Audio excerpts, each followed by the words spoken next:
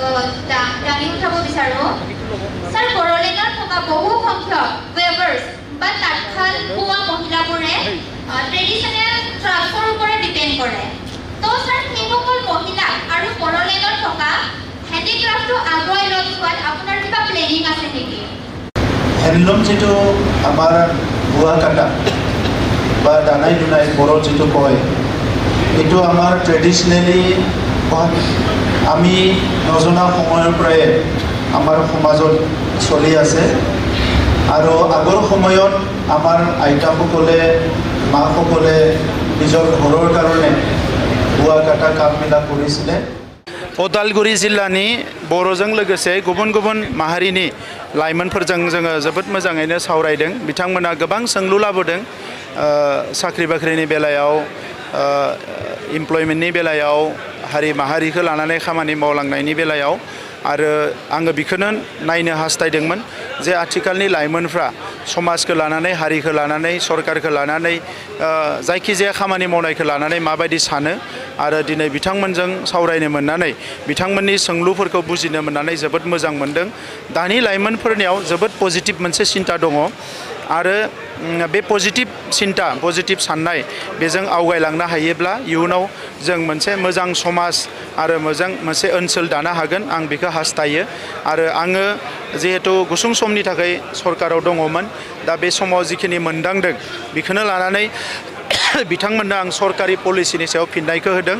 आङो मिजिंथिदों बिथांमोना गोबां खोथाखौ बुजिदों आरो बिथांमोननिफ्रायबो आङो गोबां खोथाखौ बुजिनो हादों। सोलोंथाइ बिथिङाव गोबां मावनांगौ दङ गासैबो बिथिङावनो मावनांगौ दङ मानोना सुबुं सोदोमस्रिया सानसेयैनो जाया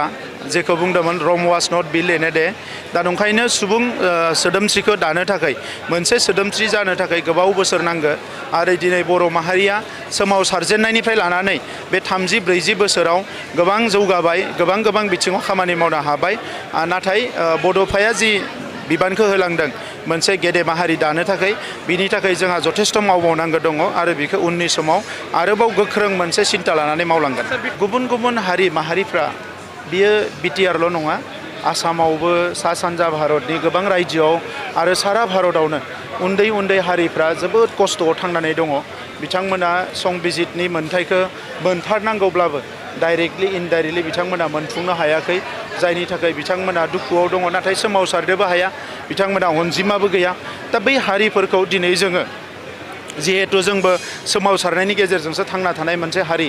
जोङो बिथांमोनखौबो लोगोआव लाफानानै आवगायलांनायनि बाथ्रा सानदों। बिथांमोननोबो जों नंखायनो भिजन डकुमेन्टल' नङा गुबुन मददफोरखौबो जों होदों जाहाथे बिथांमोनाबो हारि महरै थांना थानो हायो आरो थांना थासान्दियाव बिथांमोना बर' हारिखौ गावनि सुथुर नङा गावनि लोगोसो बायदि साननो हायो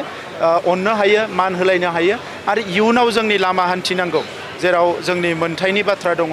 जोंहा गोबां एजेन्डाफोर दंबावो बे समफोराव जाहाथे बिथांमोना जोंनि लोगो जाफायो बिनि थाखाय बिथांमोनखौ जोङो भिजन डकुमेन्टल' नङा गुबुन बिथिङाव जोङो बिथांमोनखौ मदद होदों जाहाथे फैबाय थानाय समाव सोरबा सोबख'नाय थगायनाय नासयनायनि जोंखौ आरोबाव नाजायोब्ला बे हारिफ्रा जोंजों गसंफायो बिनि थाखायनो जों बिथांमोनखौ लानानै आवगायनायनि थाखाय मोनसे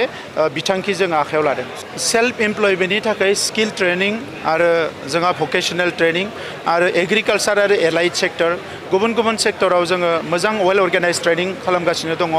आरो दासिम 100 गुबुन स्टार्टआप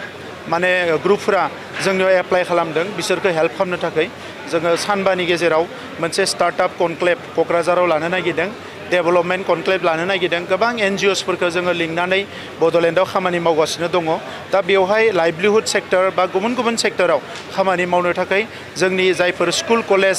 इउनिभारसिटि गारनाय लाइमोनफोर बिथांमोनखौ जोङो बेवहाय गुबुन स्किल ट्रेनिं होनायनि थाखाय प्रिपारेसन खालामदों आरो गासै 25 कलेज जों सायख'दों जेरावनोखि सेटारडे आरो सानडे बेयाव रेगुलार जागोन आरो हलिडे टाइमफ्रावबो बिनि ट्रेनिंफोरा आलदा रोखोमै कन्टिनिउ जागोन।